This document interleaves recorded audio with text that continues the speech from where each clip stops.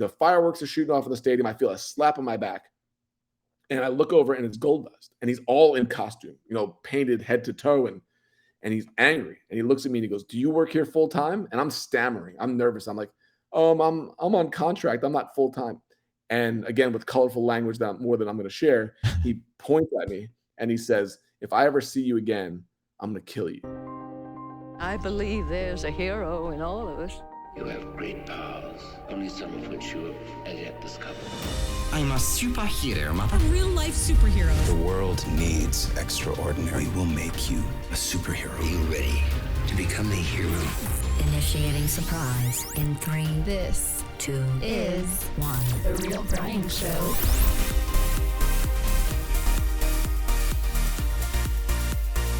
Oh, yes. Welcome. Thank you for joining me. Help others and get what you want. What do you think about that? Is that true? Are you living a fulfilled life? Are you happy right where you're at? Content completely? Or are you thinking, you know what? I haven't exactly lived yet. I'm not successful yet. These are some good questions, by the way. And we're going to be talking about each and every one of these things today in a show because I am finally bringing back interviews. I am so excited. Oh yeah, let's rock it.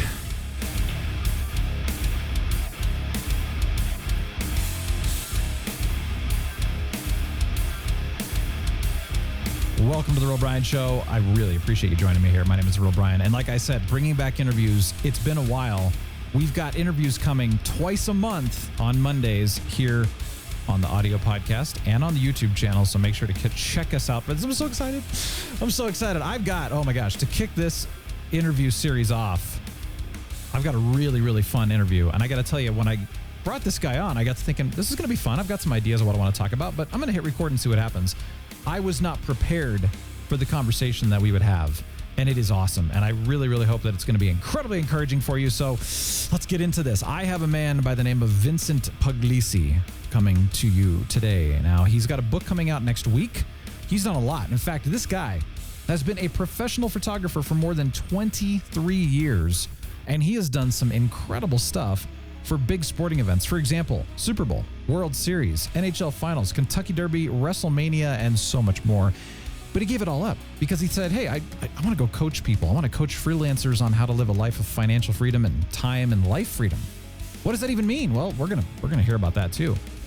Why did he give it up? This is so cool because there's a really neat story behind that. So, my gosh, so much to tell, so many stories to tell, but he's also, and this is very important, he's married and he's a proud father of 3 boys because that is what he's all about. So we're going to get into this conversation and I am so excited and I really, really hope that this is a massive encouragement to start your week right. Thank you so much for joining us. Let's rock it. Well, Vincent, welcome to the show. Thank you for joining me. Appreciate it. I'm excited. I'm excited to have you here. This has been kind of a long time coming. We've been talking and talking and then, all right, well, we had to redo some schedules and stuff like that. And then, here we are. I'm excited. So thank you for joining me. I'm thrilled to be here. I can't wait for this. Yeah. So, all right. Well, I gave a little synopsis in the intro of the show, of course, but what I like to ask is tell us a little about yourself, but also tell us something that most people don't already know about you, which could be hard because I know you're pretty open. Yeah. It's such a hard question. Like, which way do you go? What people are so intrigued by, especially now as time goes on, is that for 2 years, I was a photographer for the World Wrestling Federation back in the Attitude Era, which if anybody's familiar with that, people kind of go, because what I'm finding out is now there's all these, men and sometimes women coming into like mid-30s at this point that they grew up on that stuff. And to me, it was like part of my career. And now I'm getting all these questions about that. It was a period of time that I almost forgot about that now is like rehashing because of YouTube, that people are watching it and it's becoming, so like there's all these little pieces of our career and life that kind of come back to life again. So that's one little one that when people hear about that, they go, what was that like? And then we get into all crazy stories about it. When you're doing something like a book launch, you've devoted your entire attention to it, essentially. Maybe not the entire, but most of it. And it's intense. I mean, I've never done it myself, but I've known a lot of people who have launched books and it's a process. So first of all, I guess I should ask this. Is it worth it? Would you do it again? It's one of those things when you look at the amount of hours you put into it, you go, no, it's not worth it at all. Not at all. But when I don't think there's anything better to get your message out and to get the word out and to get just the conversation going than doing the book. And I'm kind of a perfectionist when it comes to this. Like, I write my book. I don't hire people to write my book. I'm a storyteller. I do a podcast. So if my name's on it, I wrote it. And so it's very personal to me. So it's something where I'm gonna really obsess over the words. I'm gonna obsess over the stories. This is a moment in time for my life to be able to share. So I obviously put way more time into it than I should, but I don't know what I would be doing better with my time than that when it is such an important thing like a book. That's my view on it. Yeah, oh, that's neat. Well, I've had a chance to read a little bit of it. I haven't had it for very long, though, and I appreciate it, though, so much. But I got to tell you, though, that what I did read, I really liked. Oh, cool. It was fantastic. I like how you write, by the way. I was very impressed. A lot of people, they like to write around things, and they say, hey, we're going to get to that. And then they never really get to that. And then they just talk about things. And it's like, you just kind of dive right in. And it's like, oh, I love this. You know, and the stories grabbed me. It's like right here. Here's the nuggets right in the middle of the story, or at the end of the story. You know, you don't wait for it. And I just thought, see, this is what we need more of. I really appreciated the way you write. That's awesome. Oh, thank you. I think, you know, sometimes we create around things that we didn't like others doing, right? It makes us better. My podcast is the same. It's a 5 to 7 minute daily podcast. And there's no intro, there's no outro, there's no music, there's nothing. Yeah. It is literally, here's the story, here's the lesson, here's the point. Let's move on and learn from it and have a great day. It's not going to take up very much of your time. And I think I write the book the same way. I'm not much of a fluff guy where it's like, let's just kind of play this out and kind of tease it out. No, if you have good content and you have good structure and you have good stories, you can pack a lot into that without having much fluff. And I don't appreciate things being kind of dragged on, so I don't want to do that to my readers. I agree. Just jump right in. Because even now, people's time, that's the number one thing. Like, time freedom is a core part of our life. But the number one thing you hear is, I don't have time to do this. I don't have time to do that. And I just think I don't want to waste people's time with it. I don't want to, if we can get to it. And if we're going to spread out over that many words, let's make it quality. Let's make it really work to the stories flow into one another, that the storyline goes in line. And there's not much room for waste. It's just like a movie. If a great movie is an hour and 28 minutes, you don't want to make it an hour and 56 minutes just because you want to throw stuff in there because it makes you happy. It's like, that's not good for the viewer of it. Yeah. So I'm curious, what prompted you to want to write the book in the first place? Yeah, it was good because I wrote, okay, I'm not going to pretend like I know what this is like, right? Because I'm a male. But, when we're married, we have 3 kids. So my wife has went through childbirth a couple of times, and almost every time after childbirth, and I've heard this with other women as well, which is like, never again. Never again. If you go through it physically, you will never go. But then 2 years later, the kid's a little bit older and you see somebody else's baby and you go, yeah, I kind of want another baby, right? You kind of go through that whole thing. Yeah. To me, it's the same thing with a book. I wrote a book and it published 4 years ago, and I was like, never again. Not going through that again. I'm not. Just everything that goes into it, the obsessiveness of how is this working. And then I kind of had that baby moment a couple of years ago where I was like, I think I'm ready for another one. I think I want another one. So we started doing this, and the challenge was the first book, which was called Freelance to Freedom. I had the title from the very beginning, and I wrote the book around it. Nice. This one, the title is changed 6 times until we got to The Wealth of Connection. So I knew what the message was, but I couldn't grab the beginning of the book. And I think you might have read that part with Seth Godin. That was literally that moment, that night was the seed planted for the book, because I had focused so much on career and on freedom and what we wanted. And I had gotten so much what we wanted. And I'd seen so many people do this as well, where they get what they want, but they're unhappy, or they're kind of empty. And it was like all these selfish goals and all these things of, here's what I'm going to achieve, and all your daily journals of, here's what you're going to do. And it's like, I don't think anybody talks about what happens when you get what you want. What happens when you strive for something and you really get that? What happens next? And what you find is so many people are empty. We got to interview Deion Sanders one time, and I was a sports photographer for many years, and he talked about how the Super Bowl was like his ultimate goal. And he was with the 49ers and he won the Super Bowl. And in the locker room that night, he said, this is it. This is everything that I was working for. It was completely empty. He almost committed suicide that offseason in Cincinnati. And then, I'm photographing and I'm meeting these people that have been to the top, right? And everybody strives, well, when I get there, good things are going to be great. And John Mellencamp was an 80s, rock and roll icon. But he, got a little bit older. We photographed him in Indiana one year, and he wasn't as big as he used to be, right? He wasn't all over MTV. And the reporter I was with said, "Don't you miss being at the top? Do you miss those days?" And he was smoking a cigarette, and Mellencamp's very sarcastic, and he goes, "Kid," he takes a drag of a cigarette, he goes, "I've been to the top. There ain't nothing up there. So I'm cool right where I'm at." And I was like, that was really cool. That was kind of a cool thing, because I think so often we think when we get what we want, we're going to be happy. But so often it's these selfish goals, and they're not generous goals. They're not helping other people. They're not building community. They're not building connection, that we wind up getting those things, but we're dissatisfied. And that's what the seeds of how this book was planted. That's incredible. I've actually wondered those questions when you mentioned Deion Sanders, won the Super Bowl, and then what was that? What was that all for? Wanted to commit suicide, John Cougar Mellencamp, that kind of thing. It's just like, yeah, because I think we all strive for that. I think we really do. I think there's a lot of us, well, maybe not everybody. I think some people are comfortable just kind of being meh, but for those that are they're driven. And yes, I got to think, that's it. Yeah. And, I actually just had a very interesting realization probably 2 or 3 weeks ago. And I was thinking about, for some reason, I forget how old I am. I'm one of those people that I don't feel old, it's just, I don't know. I know a lot of people my age are like, man, we're getting so old. And I'm like, I just don't feel that way. And I appreciate that. But sometimes I'll be like, yeah, I'm in my 20s. No, I'm not even close, And so then I start to think about, I've lived a lot of life already, and why am I so driven right this moment to be I'm going, hey, I want to take this show to the top. And then I start to go, well, why? I've had a lot of areas of success. We've traveled. I've traveled around the world a little bit, not really around the world, but to various countries. I've done a lot. Mm-hmm. Why am I not as content right here? What's going on? What's causing that? And then when you hear what Deion said and John said, you just kind of go, yeah, that's really good wisdom. It really is, because it makes you think beyond, what are my goals? Yeah. What do I want to achieve?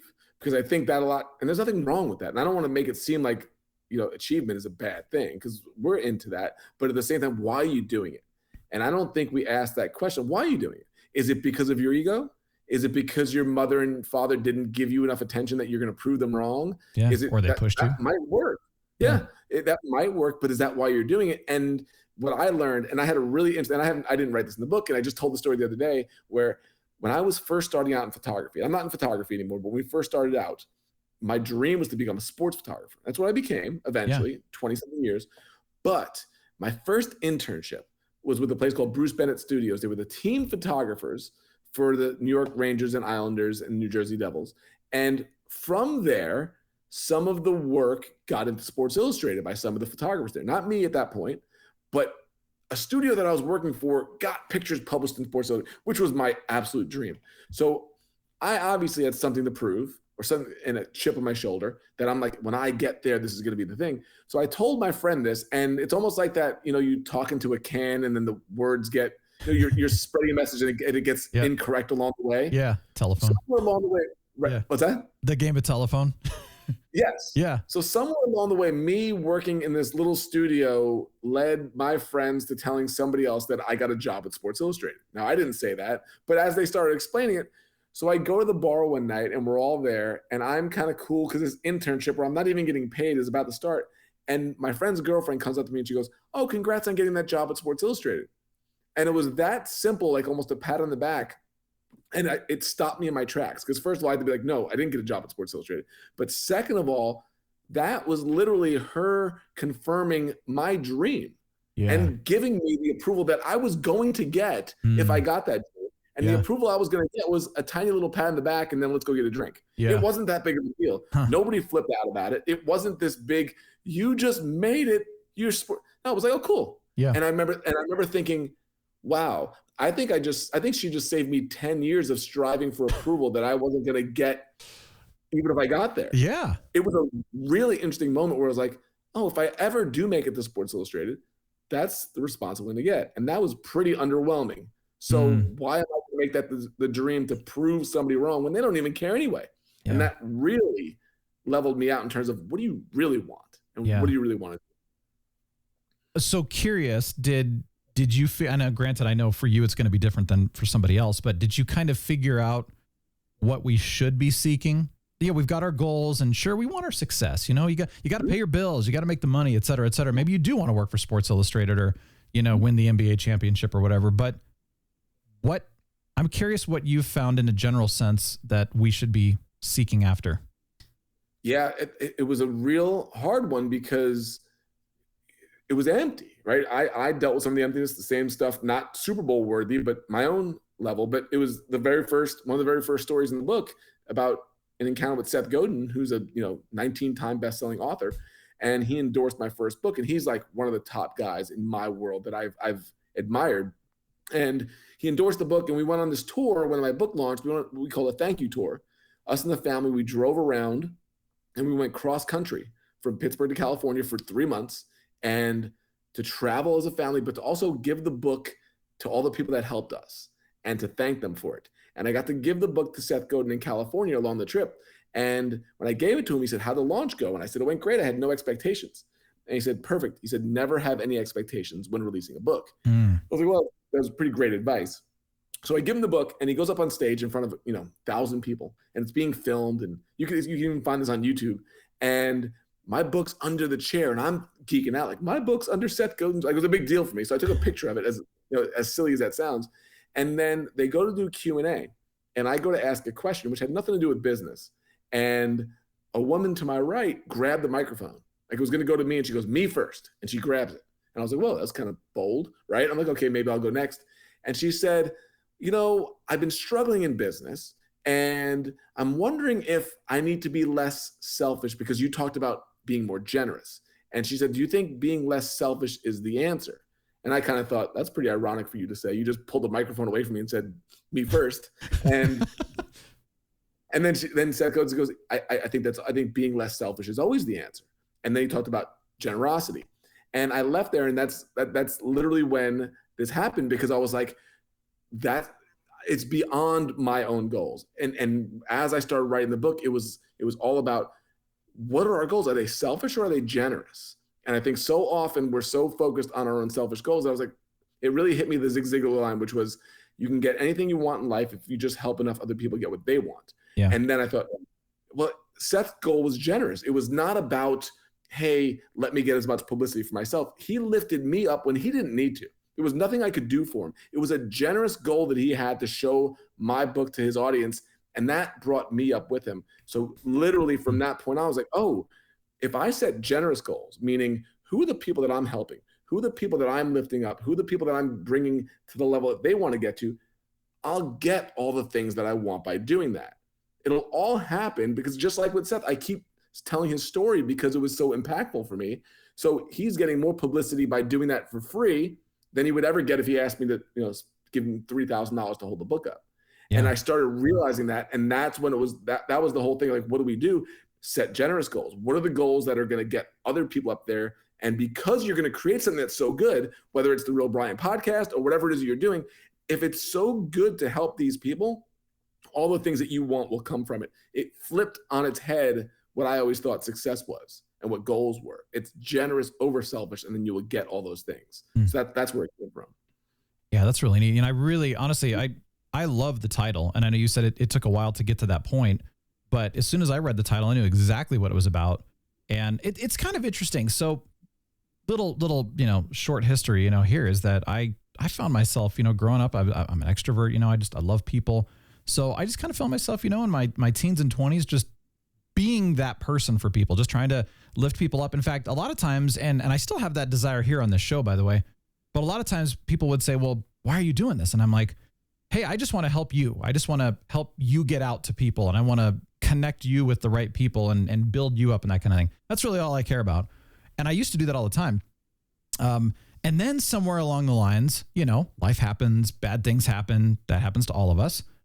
Mm-hmm. And you start to kind of fold in on yourself a little bit out of self-protection. And it's not that you want to be selfish, but you start to realize, man, my tank is empty. What am I supposed to do now? Or I got to pay the bills or something, and how can I be generous when I can't even take care of myself, sort of thing. Mm-hmm. And you go through that, and then it's really hard to kind of recover. And I've found myself in that place personally. I'm sure I'm not the only one, but curious. I'm assuming you've gone through that too. Totally. Well, I could only write the book because I'm that person. right? Very This true. is not about, I'm not the guru. Like the one thing I said to somebody that just read it was like, I do not want this to appear like I'm the guru on this. Yeah. I'm not the hero on this. I'm the one The guinea pig. mapping out the journey and learning from all these people that have this. Yeah. Or have done this. Oh, I've totally been there. Even this summer, as we were moving last summer, we're moving to Florida and house prices are just skyrocketing. We're selling our house. We're renting. We have 3 kids that don't know where they're going to live. We don't know if we're going to be in Venice or Bradenton. Are they going to have friendships, whatever it's going to be? And it got really stressful. And I can tell you for that month and a half, I wasn't helpful at all to very many people because I was so wrapped up in myself. And it really made me think, I'm writing this book about it. Now I'm back in time being that person. And now I know why so many people struggle. Yeah. I almost forgot because they're not in it for a month and a half. They're in it for a year and a half or for 10 and a half years or their entire lifetime. And they never think, and they always go, well, why don't people care? Nobody cares because you're selfish. Right? Nobody cared about me because I was selfish. And and when you're so self-involved, you're not doing the things to reach out like you used to do. Like you said, you used to connect people and used to do all those things. Well, there's a thing called helper's high, which is when you help other people, you feel better and you want to do it more and people appreciate it. They don't really appreciate it when you just have goals about yourself. It kind of gets tiring to hear other people talk about what they want to accomplish. But if you wanted to help me, all of a sudden you're like the coolest person in the world. Now, why don't we do that more? Because I think we get caught up in that trap like you went through and when I went through. And what I learned is I need to start my day with this. I start my day every day. Maybe it's not the first thing in the morning, but I started a thing called the hour of giving. And that came during my most selfish times where I wake up and I set my goals for the day. And here's what I'm going to do. It's all about me. And it's not generous. So if I could spend an hour leaving reviews for podcasts that I like, reaching out to people just because, connecting people together, doing all those things, that hour of giving over the last 5 years led to probably 80% of the growth that we've had in our business and in our friendships, simply because of all the relationships that were formed without me looking for something, without me trying to get something. And I realized, oh my God, this is the cornerstone of it all. This is the cornerstone. And it really came down to, it's nothing about me. It was nothing to do with me. But by doing that, people would say, well, what are you up to? And I'd say, well, I'm writing a book. Oh, really? Can I? I'll send you the PDF, right? That's how it all started. And then they go, I love it. Can I share this? Can I buy? And that's everything we've done is built off of that. And it didn't require marketing and it didn't require a sales funnel. It just required actually reaching out and caring about other people. And it's so simple, but we just forget to do it with all the busyness that we have in our life. Oh, yeah, it's so true. Well, and yes, there's the busyness. There's wouldn't even say it's a form of selfishness, but you're just wrapped up in what's going on in your life. And, you're what's the word? Like, I don't know, like you're just kind of like, I'm just poor me, pity party. That's what I'm thinking of here. You're just kind of doing that regardless. But, you're right. And there are days where, I'll wake up and be like, oh man, that didn't go the way I had hoped it would go. I spent all that time doing that. And then you spend the first hour of your day going, yeah, this isn't, and then you don't even think about anyone else. And then you're I mean, I'm totally guilty of this stuff right now, actually. But I mean, I hear you. It's what's funny about it, as I'm writing it, I'm feeling like, oh crap, this is me. Like I'm talking to myself. I basically, I can write this because I'm selfish and I'm trying to, not that there's anything wrong with there. You need some selfishness. You want to, have a nice house. There's nothing wrong with that. Yeah. But what is really interesting about it is the feedback you get, and it's not even published yet. And I'm sending out pre-reader and people are like, you are kicking me in the gut. Yeah. It's like, I didn't know why I was unhappy. And I'm seeing why I'm unhappy. Because as I'm going through this, I'm realizing I'm doing all these things. And I think it's not like you're out there hurting people. So you don't think you're doing anything wrong. Yeah. You're not out there kicking dogs and you're just living your life and setting your goals and going after. But why does it feel so empty? Yeah. And it feels empty because it's not collaborative. Yeah. Is what I found out. If I can go and do this thing by myself, there's nobody to celebrate with because they're all struggling anyway. But if you can do this and you can lift people up around you and you can collaborate with them and you can help them succeed and you feel good from it, but then they get lifted up and then they give you credit for it and you didn't even expect it. Now you get lifted up by other people from it and everybody keeps going up. You go, this success thing is kind of fun. Yeah. When success on my own wasn't fun, but I thought it would be. I thought one day when I get there, but they didn't care because they were struggling. Why would they celebrate that much when it's just like that's great. I'm glad you did that, but I'm kind of sitting here trying to pay the bills. Oh, yeah. Yeah. But if you could bring it all up. Yeah, no, and I'm glad you're bringing it up from this perspective too, because you will hear that. I mean, this is more from the business standpoint. Well, they'll say, advertising doesn't work. It's all about who you know, and then that's where the conversation ends. But then you go, why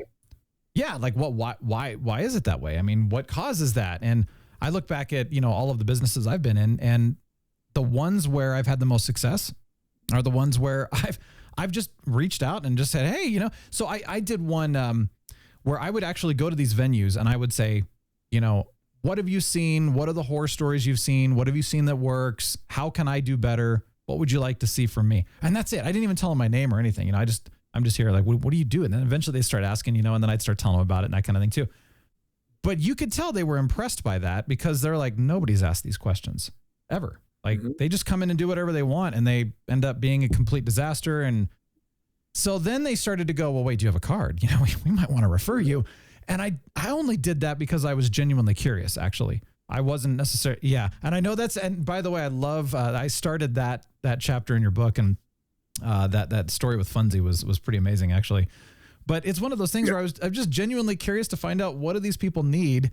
You do that kind of thing, and then you realize, well, they actually want to work with you and they want to promote you and that kind of thing, because they realize that nobody does that kind of thing. Nobody asks questions like that at all.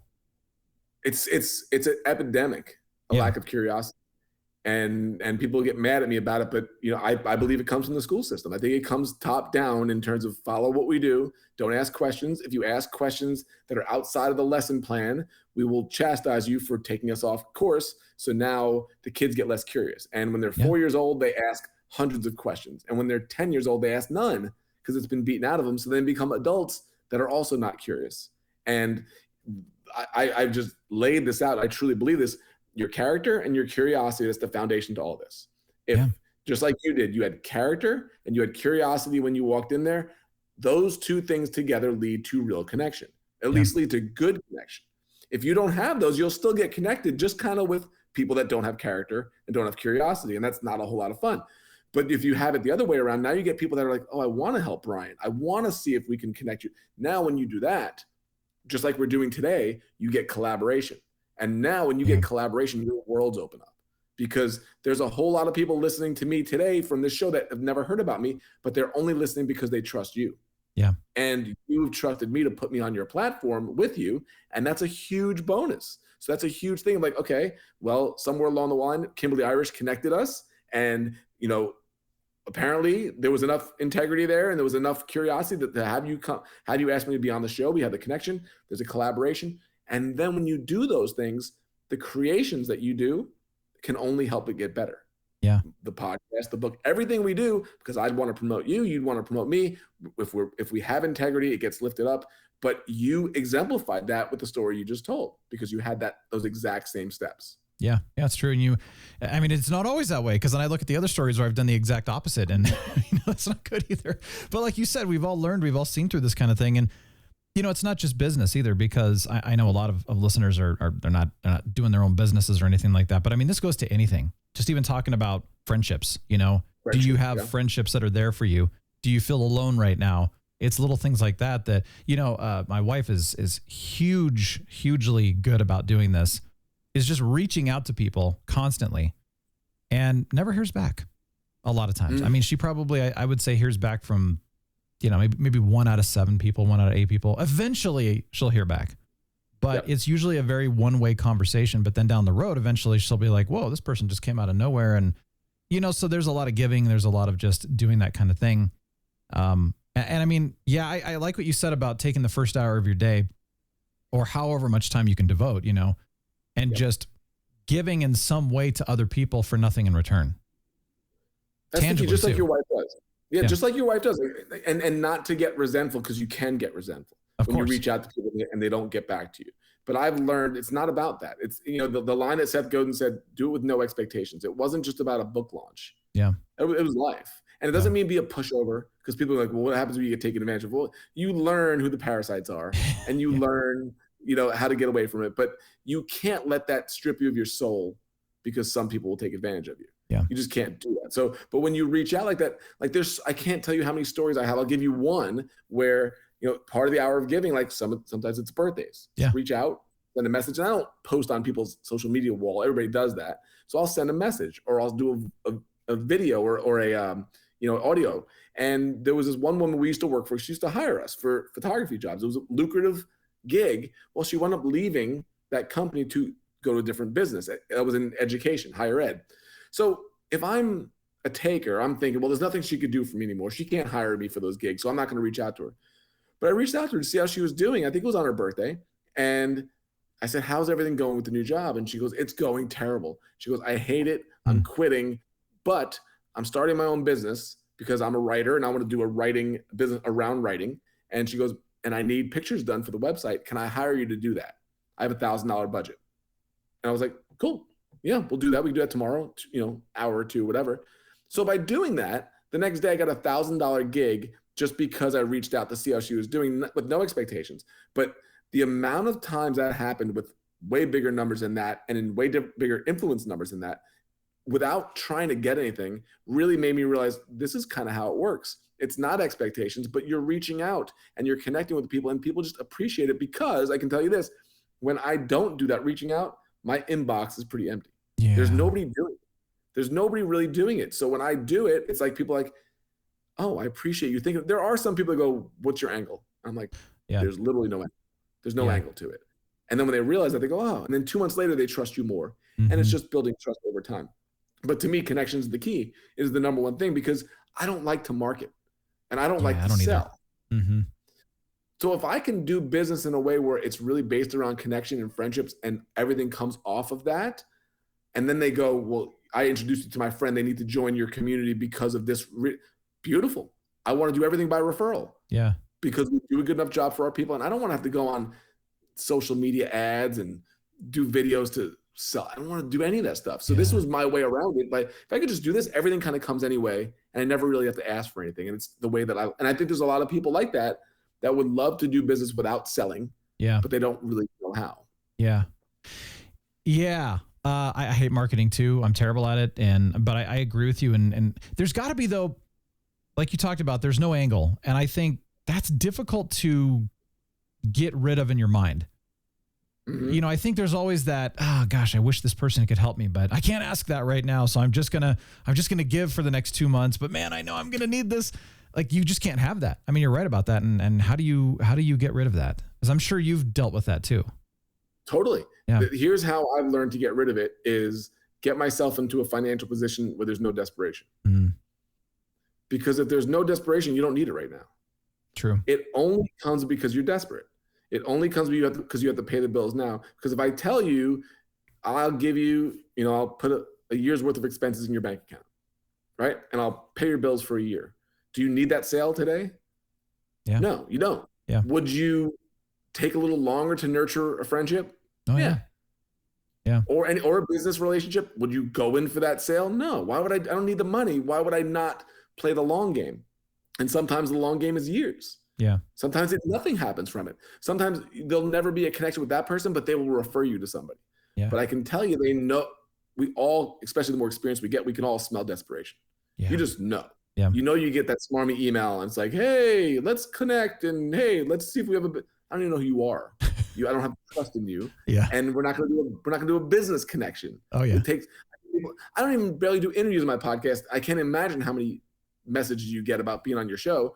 But they're like, I've got a great person for your show. Like, I don't know who you are. Yeah. And how about we develop a friendship and a relationship, and then we talk about it. But it's like, it's like going on a date and expecting everything on the first date. No. Yeah. Take your time. Yeah. Right. So, but it goes back to the financial side. If you have your finances in order, or you don't need as much, you don't have to do any of that stuff. So if you can have the financial freedom, at least in terms of needs, and you can do this, I've never seen it not work, because it's just doing business the way that we'd probably want to be treated ourselves. Yeah.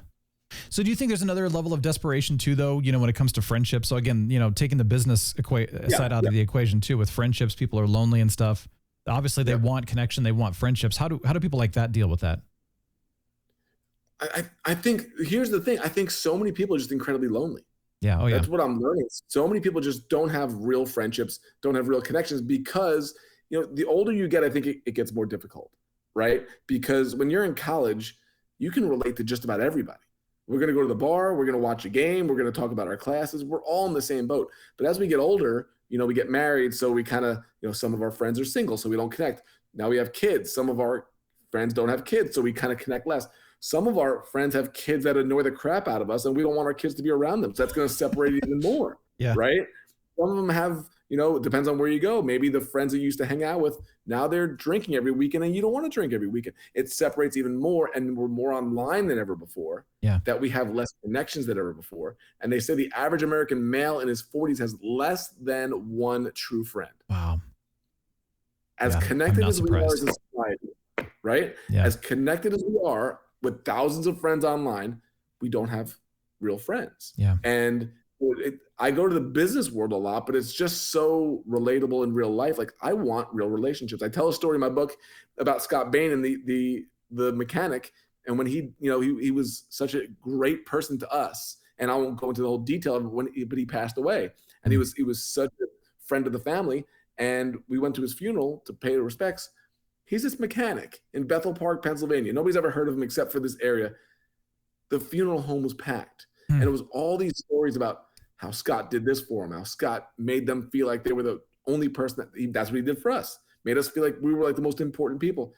And I told Ryan, his son, I said, I kind of thought we were special. I don't think we're special. Everybody feels this way about Scott. And he goes, no, he loved you guys, but that's the way he was. Yeah. And it's the legacy that comes with it and the friendships that he developed because of doing these same things that made his life so rich. And it wasn't about the money. Yeah. And it wasn't about the success. It was about the relationships. And I think so often we miss the relationships and we miss the connection because we get so busy with sports, our kids' sports or school or work, that we forget about the thing that really matters to me and to so many is those connections.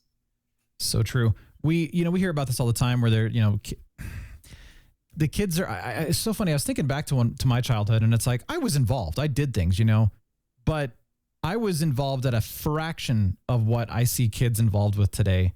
Literally. I mean, I'm like, not even a quarter. I'm talking a fraction. And it was a lot of time where my parents would say, we want you to focus on one thing right now. If you want to try something else, give this a good try. And then after that, if you want to try something else, then we'll look into it. But I wasn't doing much more than a couple things at a time, and we've got friends too, where it's like, I mean, literally back to back to back to back to back to back every single weekend, most of the afternoons of every day. And it's like, let's get together. And like, okay, we could probably get together in August. You're just kind of like, are you kidding me? I mean, totally. Having a full life is great. Having a psychotically busy life is just, I don't think it's good for anyone. And you're right. You lose that connection. You're too busy to notice that you don't have connections or real friendships. But then when you sit down and you kind of take a breath, you realize I'm alone. I'm alone. Yeah. And I've never put the time in to develop anything. Yeah.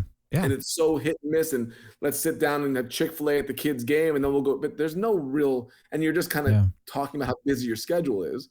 And when you talk to these parents, for the most part, they don't tell those stories about how busy they are in such a great way. You don't sit down on the porch and like, this is so cool. Yeah. How busy. I'm going 20 hours a day. It's the greatest thing ever. No, they're like, I wish we didn't have to. Yeah. And then everybody goes to me, they go, I annoy people with this because I take a total different point of view. People go, oh, kids are expensive. I'm like, kids aren't expensive. Yeah. Parents are expensive. Parents make their kids. You don't need gymnastics and volleyball and they don't need all that stuff. Like you said, you went out and you did a fraction of what they did. We played in the yard. We played with friends, but we've made everything so structured and so activity based that it costs all this money. So now you got to. Now, baseball used to be for two months out of the year. Now it's all year long. Yeah. For an 11-year-old, that's never going to go pro. Yeah. I told my kid, you're not going pro, so we're not going to spend our life going to your games. Yeah. I said that. That's good. Yeah, you're not going pro. I'm sorry. Your dad's 5'9" and slow as can be. Yeah. You are not going pro. So we are not going to spend 4 nights a week at your game and 3 nights a week at your brother's game and then going back and forth with the other. It's not how we're going to live our life. Now, if you want to play something cool here and there, like it was in the past, but we're going to have a life and we're going to have friends and you're going to have friends. Yeah. It's not going to be based around those. And I think people have kind of lost their way with that, to be honest with you. No, I agree. And I've seen a real struggle with real friendships and relationships in the last few years. I mean, well, probably within the last 10 years, but significantly more as time goes on, it gets worse and worse.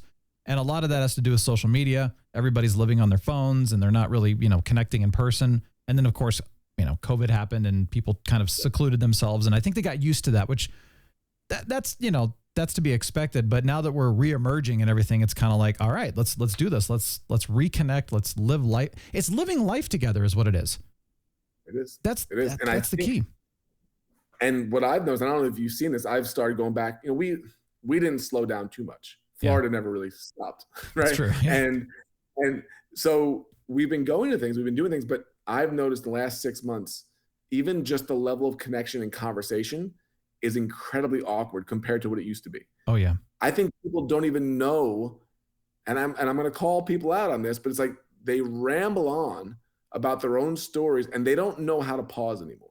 This is the one thing, and my wife even noticed it, and she doesn't usually call the stuff. I call the stuff out. I'm always paying attention.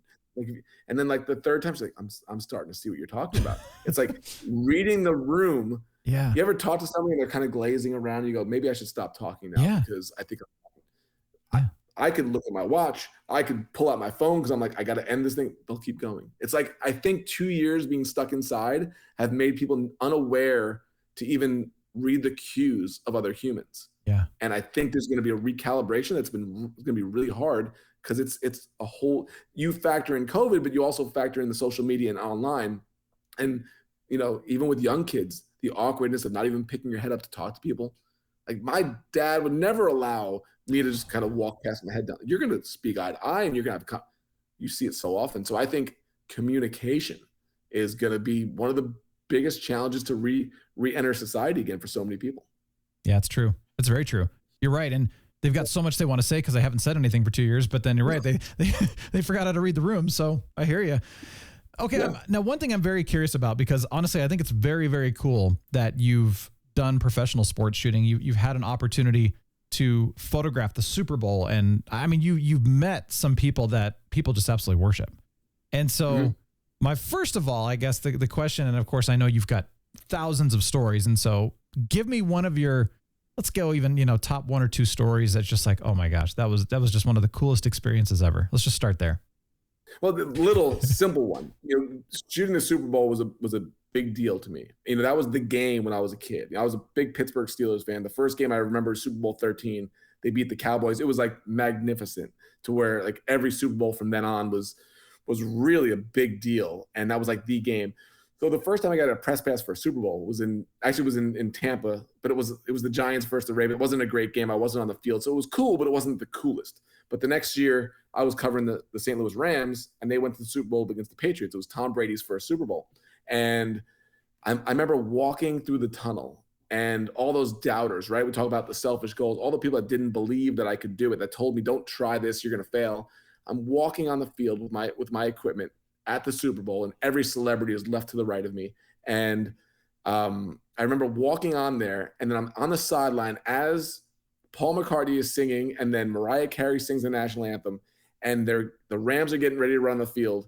It's like this climax of a moment, and I'm shooting London Fletcher from the Rams walking right towards me on the sideline, literally picks up his helmet, is about to go play in the biggest game of my life, walks over, and he keeps walking towards me. And I'm like, why is he walking towards me? Like he's looking at me, and he's walking closer and closer, and he gets right in my face, and he kneels down, and he goes, "You're going to put those pictures on eBay, aren't you?" And he smiled and he winked at me, and he put his helmet on and ran out to go play in the Super Bowl. And I was like, that was like one of the coolest things. It's such a silly little thing, but I'm like, how do you be so calm and cool to say something like that and then go play in like the biggest game of your life? So that was a funny one. There's a thousand, but I can tell you kind of the inside, like the wrestling thing, right? When I got hired to shoot for the World Wrestling Federation, it was the craziest thing because it was during their heyday. And then so my first gig ever was in Rockford, Illinois. And there was already established photographers there. I was the guy coming in because I knew how to light arenas from the National Hockey League. And there's a wrestler named Goldust. He's like 6'4", and he dresses all in gold and black and mean guy. Everybody said how mean he is. So we're doing a photo shoot underneath the arena, like in the makeshift studio. And he comes in for a shoot.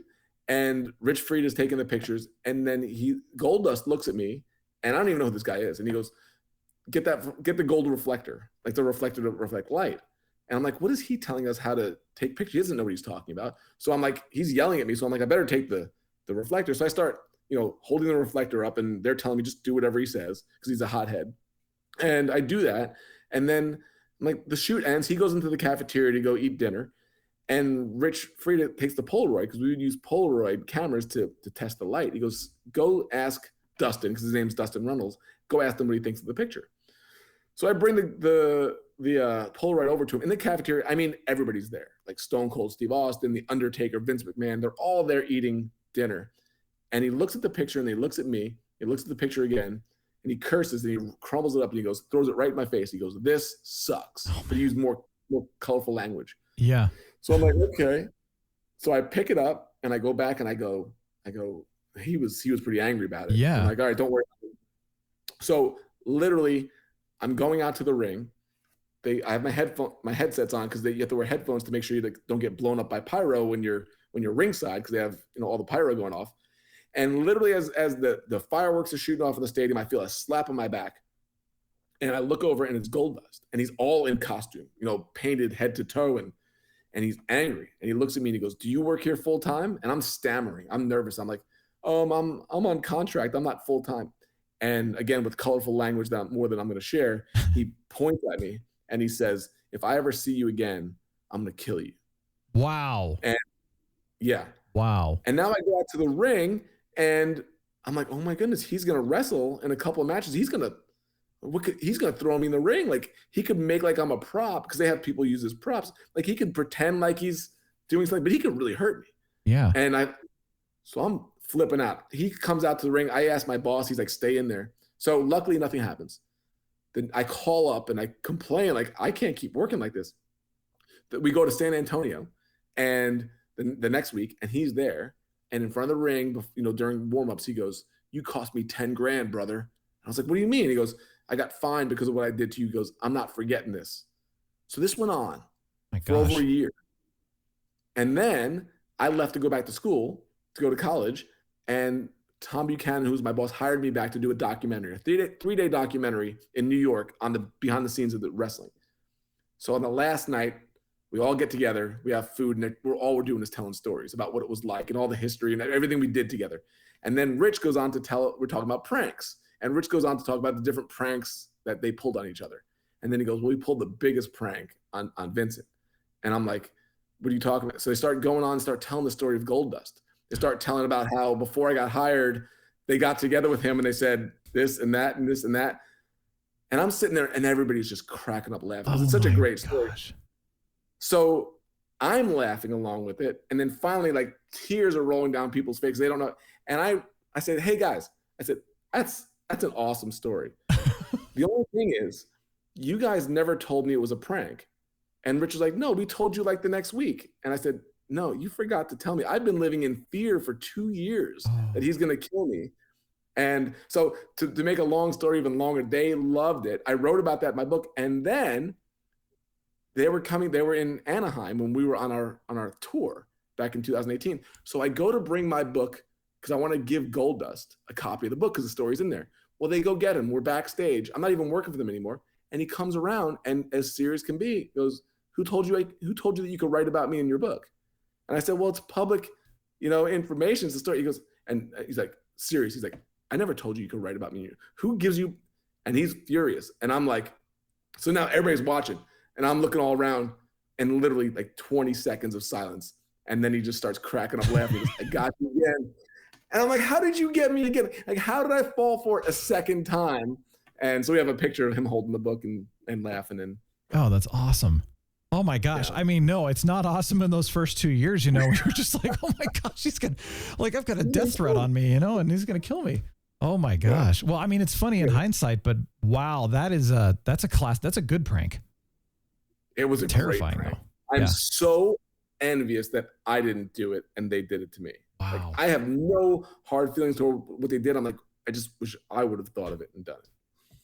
That's cool. Well, and and now you can be friends and all that. And then it's like, okay, we're getting somebody else about that one. That was, wow.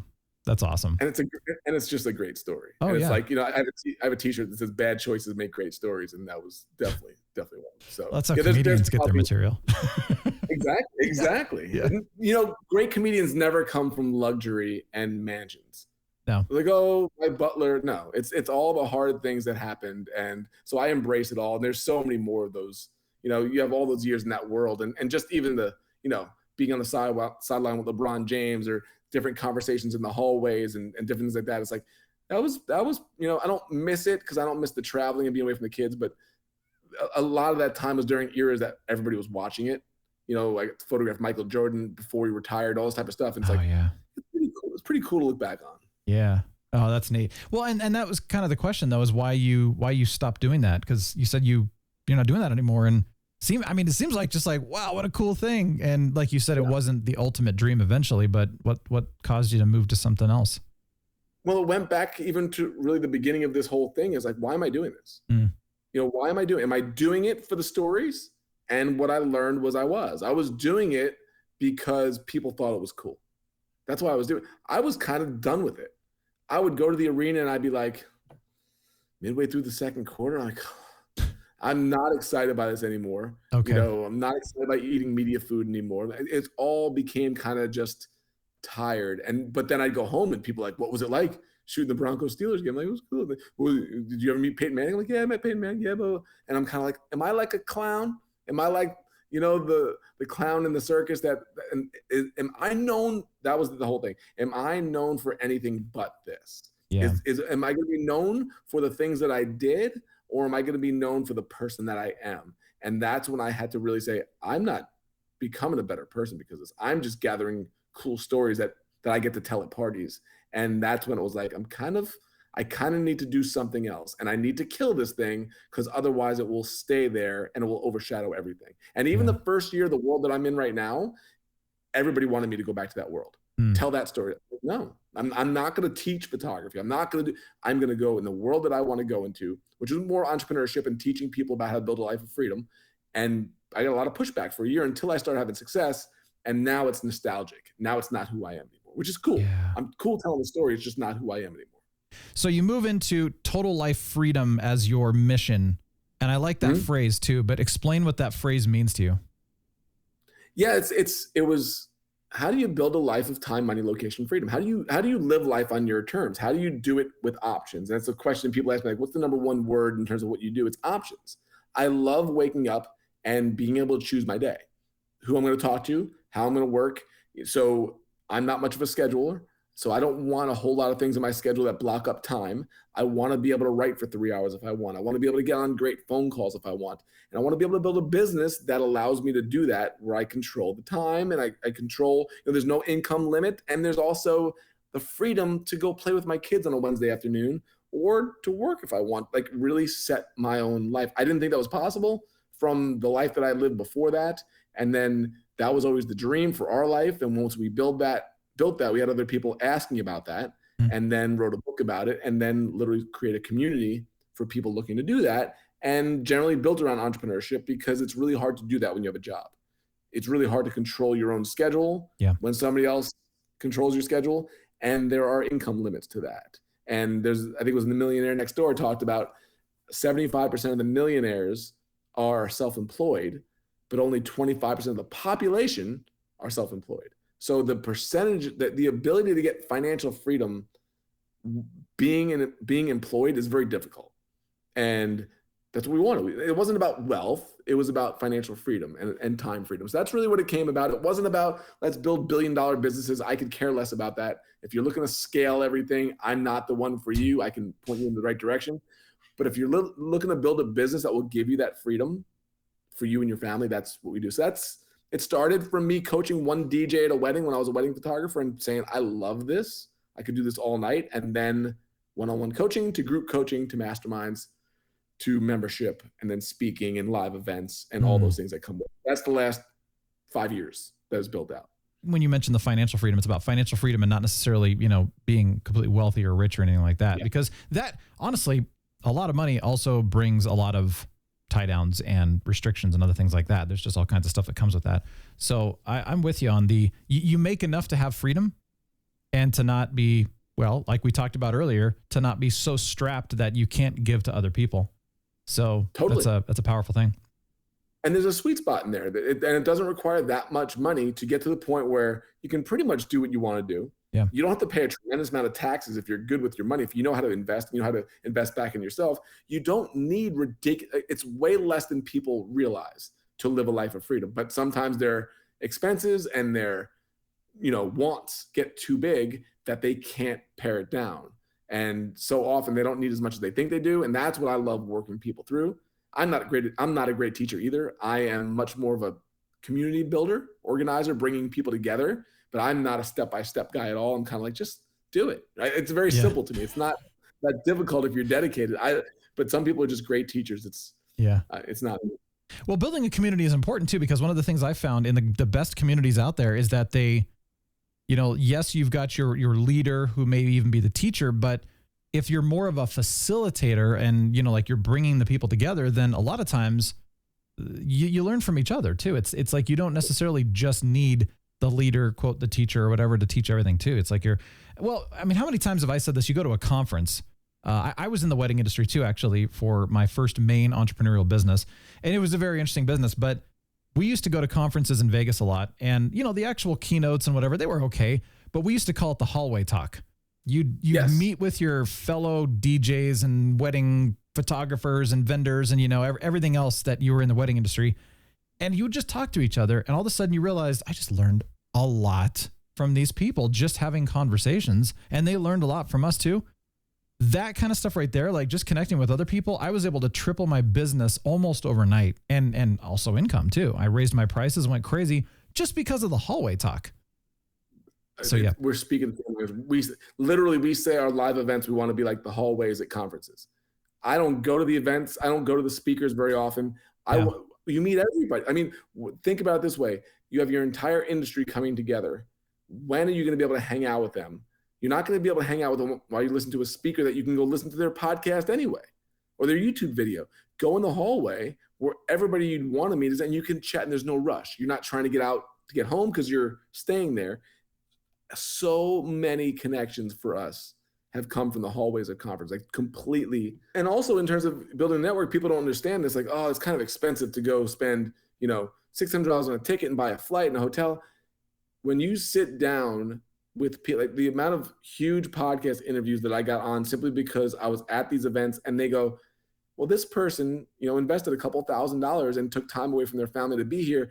That's way more impressive to them than somebody that sends a DM or an email. Yeah. Like, wow, this person really takes themselves seriously and takes their business seriously and takes their podcast seriously. So so the connections that come from being in person like that, there's nothing like that when you have an industry related event like that. So we learned that early on, and my wife is awesome. She's like, we have a 10% rule where 10% we're investing back into ourselves and our growth and the money that we have. And it gets harder as your income goes up, but you're going to put that money back into yourself, because I don't see a better return on an investment, especially from what you're talking about. Yeah. Well, and yeah, business sense, but also like we even said, just even in the return on investment on friendships and relationships that last you a lifetime, and like you talked about the guy that passed away and all that, and the funeral was packed. And I know people who will say, well, who's going to come to my funeral when I die? And you don't want to be that person. So, man, I appreciate this. Well, I mean, we could talk forever, and I would love to have you back on, for another conversation. But I'm telling you, though, the book is it's really fantastic from what I've read so far. And I'm really excited to finish it. And I say that, I read a lot of business books, and I'm not going to lie that I kind of got burnt out on a lot of business books, or even, the self-help or the encouragement kind of style, because they started to become all the same, and they never really delivered like they said they were going to deliver. And I'm trying to be nice about this by saying that, because, I got tired of it, but I'm like, okay, well, I'm going to read yours and see that. And I got into it and I just went, I'm serious by you really, truly are delivering in everything that I'm reading. And that's refreshing. So so far it's a great book. I will finish it. I'll definitely give you my thoughts, when I'm done with it and all that, just if you want the feedback and stuff. But I love it. Well, tell me all the details with that. How do we get our hands on it? Yeah, May 2nd is the release date. It's, my dad had a huge influence on everything that I've done. We had a really rocky time when I was a kid, because I was a pain to be honest. I was a lot of trouble. I didn't follow directions well, as I described, and that's the way I was growing up. So, got my dad some gray hairs, but he had two moments of impact that changed my life from advice that he gave me. And it's carried on even to this day to where, his 80th birthday is May 2nd. So I said, I want to honor him and release the book on his birthday. So May 2nd is the release date. And you can find it on our website, totallifefreedom.com. You can find it on Amazon or anywhere they sell books if anybody wants to check it out. It's a labor of love for me. It's something where it's not like, oh, let's try to, I don't care about selling and making. Brian, I literally have on the cover of the book, non-best-selling author, because I'm the only one left. That's awesome. And I'm not kidding. Everybody's an Amazon bestseller. They sell 18 copies at 3:00 in the morning in some crazy category. And then they could put that. I'm like, I don't want any of that. The only way it's going to happen is if it legitimately sells enough to be on the top of one of the top ones. But even those you buy your way onto, I don't want to be part of that game. So I'm like, how could I be unique about this? I'm a non-best-selling author when everybody else is a best-selling author. I love and it. then even on the back, we're putting reviews from real readers. I didn't do any celebrity endorsements for this. I didn't care. They generally don't read the book anyway. They do it because they're trying to help, but they also want to put their name on a book. So I said, who are the people that are really reading the book? So they don't even know who they are, but they're going to be on the back. They've probably never been on the back cover of a book before, but they will this time. And I'll probably switch that out every couple of months to get more people's names on the book just to lift them up. So it's a real fun project. We have a lot of things going into it afterwards, but I just appreciate this. I love it. All right. So totallifefreedom.com, is that what you said? We can go there. That's it. I have a podcast called Total Life Freedom Podcast. It's a daily short form show if anybody want to check it out. Yep. And it is also excellent, by the way, too. So I like that short bite approach, and I like the daily thing. It gets you in the habit, Yeah, it's the type of podcast where if you're listening now and you don't like me now, you won't like it then either. So you have to really, I'm an acquired taste. Well, we need real in this world right now. Real is good. Positive is good, but real can be negative, but I feel like we need that positive end result still. That's my thing. The positivity is needed so much right now, but real is important too, because there's a lot of fake out there and a lot of, speculations and rumors constantly. Totally. And just people trying to be something that they're not. I did a post about it the other day. It's like, I'd rather be disliked for who I am than to be liked for who I'm not. And it just because you're real doesn't mean you can't be positive, but positive sometimes is telling the truth. And I wrote about it's like being generous with your honesty. It's like, I don't appreciate somebody just kind of patting me on the back. I like it when people tell me the truth if they care about me and they say it in and I just think there's not enough of that because nobody wants to annoy anybody and nobody wants to make anybody angry. But I think we've got to get tougher where it's like we need feedback and we need real, hey, if you're screwing up, like my son, we had a joke. It's like, if I ever need a breath mint, offer it because it means I need a breath mint. Like, so if anybody ever offers you a breath mint, never turn it down. Always take it, question it later, but there's a reason why they're offering you the breath mint.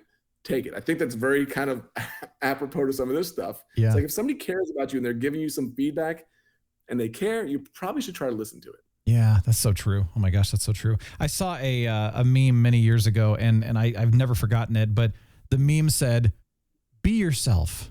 It was society. It said society : be yourself. And then society : no, not like that. So true. Or there's the other one, which is be yourself unless you're a beep, that type of thing. Yeah. Right. Because I think that's such silly advice sometimes. Just be you. But what if you's a jerk? Yeah. What if you's just self-involved and mean? Like, do you really want to keep being you, or you want to try to improve a little bit to not be so much you and be a little bit better than you are right now? So the whole be you and fire the haters. I don't buy that. I think we need to listen to people that really kind of have our best interests in mind, but will tell us the truth. And I think that's hard these days because nobody wants to do it. That's true. Yeah. Be yourself and unleash your superhero. Yeah. Do that. There you go. Otherwise you're villain. Well, Vincent, thank you so much. I really appreciate this. And we'll have all the links and all that down in the show notes, description, all that good stuff. So you can go and check out Vincent's podcast, website, book, everything. Go there, get it all, have some fun. But thank you so much. I really appreciate your time and joining me. You're awesome, man. Thank you so much. This has been a blast. Oh, you know what the music means. Thank you so much for joining me. I hope you enjoyed that. All of the links for Vincent's stuff in the show notes and in the description below on the YouTube channel. His book, check it out. Grab yourself a copy. It comes out next week. So many good things. Oh my gosh. Hey, we've got a lot coming. Of course, Tuesdays, movie and TV show reviews. Thursday's product reviews. Friday, the TRB happy hour. Make sure to come join us and have a good time. But have a wonderful day, and thank you for joining us. Real Brian Show signing off. The Real Brian Show is a production of 514 Media at 514mediaempire.com.